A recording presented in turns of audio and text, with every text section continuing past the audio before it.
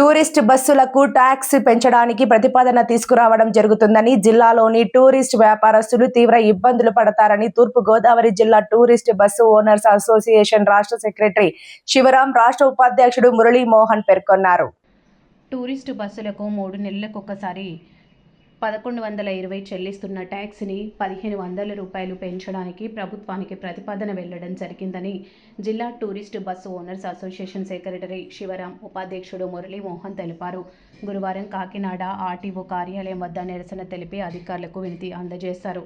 ఈ సందర్భంగా వారు మాట్లాడుతూ, కాకినాడ జిల్లాలో వ్యాపారం మీద ఆధారపడి ప్రత్యక్ష పరోక్షంగా ట్యాక్స్ పెంచడం వలన తీవ్ర నష్టం ఏర్పడుతుందన్నారు.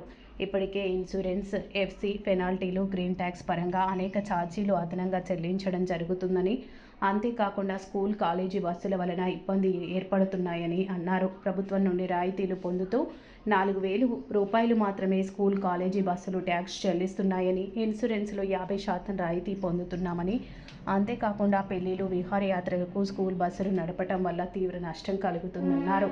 వారిపై ప్రభుత్వం తక్షణమే చర్యలు చేపట్టాలని డిమాండ్ చేశారు. టూరిస్టు బస్సులో ఉన్న ఆధ్యాత్మిక టూరిజంగా అభివృద్ధి చెందుతుందని, దీని వలన జీఎస్టీ రూపంలో ప్రభుత్వానికి ఆదాయం వస్తుందని, కావున మా సమస్యలు పరిష్కరించాలని కోరారు. ఈ కార్యక్రమంలో జిల్లా టూరిస్టు బస్సు ఓనర్స్ అసోసియేషన్ అధ్యక్షుడు పెదబాబు, సభ్యులు చిన్న, గోపి, శివ, ప్రసాద్, శ్రీనివాసులు, కుమారు, రమణ, వెంకట్, సత్యబాబు, శివ తదితరులు పాల్గొన్నారు.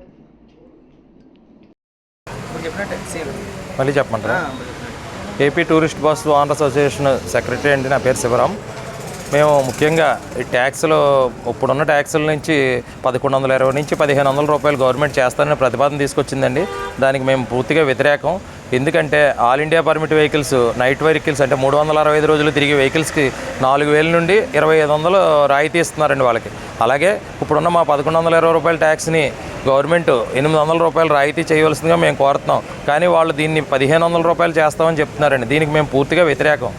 ఇది కాక ఇప్పుడు స్కూల్ బస్సులకి ప్రభుత్వం రాయితీ ఇస్తుందండి. దేనికంటే వాళ్ళ స్కూల్ పిల్లలకి ఫీజు లేకుండా నార్మల్గా తీసుకెళ్ళడానికి, వాళ్ళకి ఫీజులో మేము 60,000 రూపాయలు కట్టి ట్యాక్స్ వాళ్ళు 4000 రూపాయలు కడతారండి ఒక త్రైమాసికానికి. ఇన్సూరెన్స్ మేము 70,000 రూపాయలు కడుతుంటే వాళ్ళు 30,000 రూపాయలు కడతారండి. ఈ విధంగా అన్ని రాయితీలు పొంది మా టూరిస్ట్ వ్యాపారం, పెళ్ళిళ్ళకి, విహారయాత్రలకి ఈ స్కూల్ బస్సులు తిరగడం వల్ల మా వ్యాపారం చాలా నాశనం అయిపోతుందండి. ఇది కాక ఆల్ ఇండియా తిరిగి వెహికల్స్ ఆంధ్ర టు ఆంధ్ర తిరగకూడదండి. బార్డర్ నుంచి బార్డర్ తిరిగి వెహికల్స్ ఆంధ్రాలో తిరిగి పగల మా వ్యాపారాన్ని నాశనం చేస్తున్నాయండి.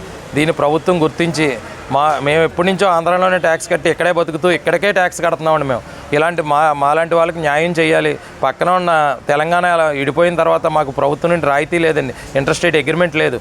దాన్ని కూడా కల్పించాలని కోరుతున్నాం. ఏపీ స్టేట్, నా పేరు Murali Mohan, AP state vice president అండి. ఇప్పటివరకు జరుగుతున్నదంతా కూడా అందరూ పెద్దలు వివరించారు.